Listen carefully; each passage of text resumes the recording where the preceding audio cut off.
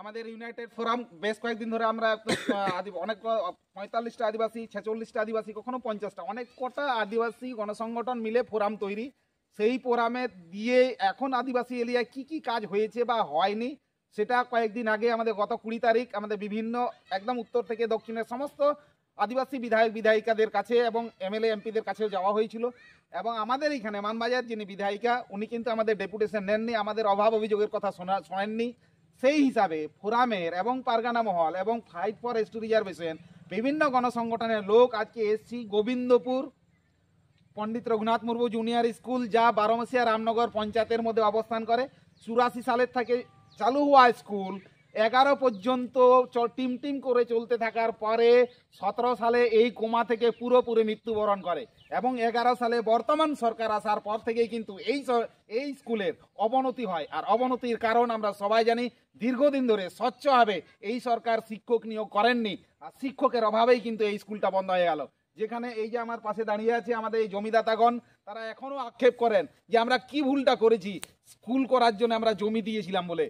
ওরা চেয়েছিল যে এই স্থানীয় এলাকার মানুষ ছেলেমেয়েরা যাতে করে কখনো 5 কিলোমিটার কখনো 8 কিলোমিটার স্কুলে না যেতে হয়, আমাদের গ্রামেই স্কুল হবে, এটাই ছিল ওদের আনন্দ। কিন্তু সেই আনন্দ আজকে দুঃখে বিষাদে পরিণত হয়েছে। এই জন্য এই বিক্ষোভ। গ্রামের মানুষজন বারবার প্রশাসনের কাছে যায়, ডিআইকে জানানো হয়েছে, বিসিডাব্লিউকে জানানো হয়েছে, ব্লকে জানানো হয়েছে, বিধায়িকাকে জানানো হয়েছে। বিধায়িকাকে যখন জানানো হয়, মিডিয়া যখন তার কথা বলতে চায়, তখন তিনি অঙ্গুলি দেখিয়ে তাদেরকে চুপ করার কথা বলেন। তাহলে উনি কি বলতে চাইছেন?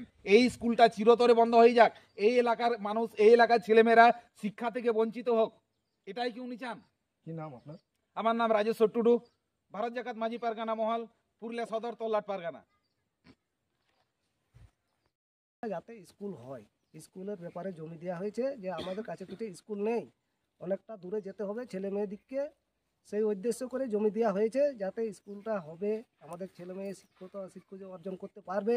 এই হিসাবে আমাদের কি পেয়েছেন তার পরিবর্তে? কিছু পাইনি, শুধু জমি দিয়েছি, জমিটুকুই দিয়েছি। আর তো স্কুল হলো না, বঞ্চিত আর হচ্ছেন। স্কুলও তো বঞ্চিত হয়ে যাচ্ছে। হ্যাঁ, কি চাইছেন আপনারা?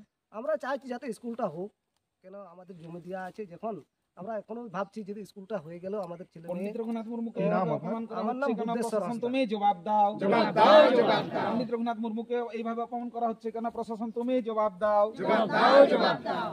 আমাদের ছেলে মেয়েগুলো বাইরে একটু 5 কিলোমিটার 6 কিলোমিটার একটু কিংবা জুনিয়র স্কুল থাকতো, আমাদের ছেলে মেয়ে 5 কিলোমিটার দূরে যেতে হতো না স্কুলে। আমাদের ছেলে মেয়েকে অসুবিধা হচ্ছে পড়াতে, স্কুল যাওয়া ছিল।